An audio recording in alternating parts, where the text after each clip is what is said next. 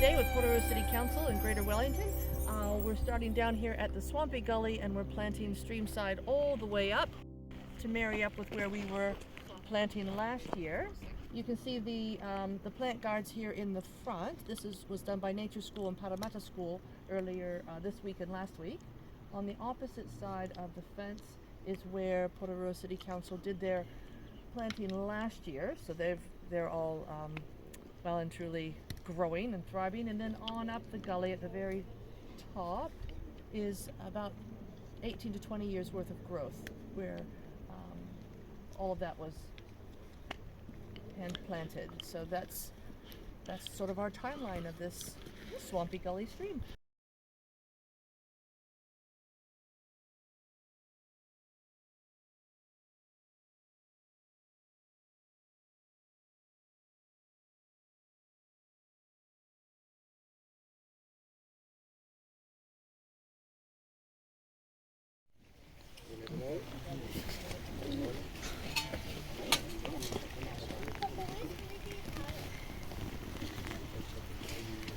Okay, kia ora everyone. Thank you for coming today. Welcome to Battle Hill. We're teaming up Porirua City Council, Ngāti Toa and Regional Council to continue the work of planting up this area called Swampy Gully. The planting we're doing today is riparian planting, so it's in the vicinity of riparian planting, or riparian areas are in the vicinity of streams, and most of the plants we're putting in today are specifically suitable for particularly wet areas, and they serve riparian plants serve the purpose of filtering out sediment and nutrient from getting into our streams and from getting into our harbours. So that's why we're doing what we're doing. We'll split you up after this and we'll do a planting demonstration. Some of you may not have planted before. Now I'd like to introduce Luke Barnsley from Ngāti Toa Rangatira, and he will tell us a bit about the history of this area and get us started off for the day. Kia ora, Luke. Kia ora, Brian. O kia ora anō tātou. E mihi ana ki a tātou, e whai wāhi mai ki tō tātou nei kaupapa i te rangi nei. Me mihi ka tika ki a koe, Brian, nau i whakarite o te rao kaimahi tō tātou nei rangi, kia whiki te ora ki tō tātou nei taiao, o te rā ki a Jeremy me Greater Wellington Regional Council, mi whakawāte mai tēnei whenua, hei whakarauora tēnei au kamihi ki a kōrua. O te rā tātou katoa. Members of the I'll switch to English just so everybody understands and I don't have to switch and repeat myself. But also thanking you guys, members of the community, for coming along and helping us sort of achieve what we're trying to achieve. For us, it's always about the harbour. The harbour is sort of the reflection by which we sort of measure our own health as an iwi and as a people. And obviously we all know that that's in a pretty terrible state at the moment. So having the opportunity to partner with PCC, with regional councils on any and all initiatives like this one that support the increase in health both to our streams and to us and supplementary to our harbour. That's all great initiatives, and we're stoked to be working alongside for our taiao. So thank you all for coming along and contributing to that vision. Obviously,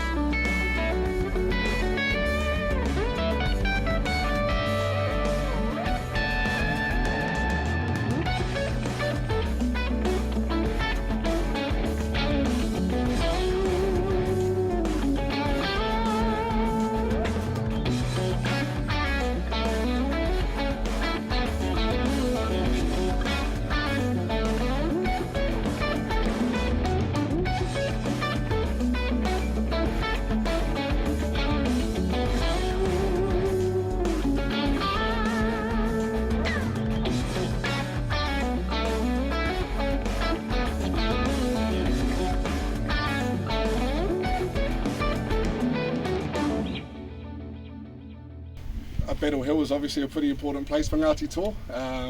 It was sort of the last stanza for Ngāti Toa's involvement in the New Zealand land wars in the 30s, 40s. Started off in Waido, obviously, when our chief Te Rauparaha was wrongly the community tried to detain him for a few wrongdoings. There's a few skirmishes in between, and it finished here after Te Rauparaha was, when they succeeded in wrongfully detaining Te Rauparaha at Plimerton, and then our chief Te Rangihata sort of had a bit of put up the last fight against Governor Grey here in Battle Hill. It ended up with Te Rangihata shooting up over the saddle into a place that we know as Porou Tāwhao, which is sort of further up in the Horowhenua. And he put the tono out to Governor Grey to come chase him up there, because there's a bit of an impregnable pa there, which he thought he could have a proper crack at him. But Governor Grey subsequently decided that he sort of achieved what he needed to achieve in pushing our chiefs out of Porirua. And then they were able to basically sign over most of the land. So I think it was 40-odd thousand hectares between here and Waido, which was subsequently signed over or alienated as a result of that last sort of pakanga that took place here. So that's why Transmission Gully is now known as Te Aro Rangihata, which basically means the path of Rangihata, as he shot up, hoping to take him on somewhere else. So I suppose that's the historical significance to Ngāti Toa.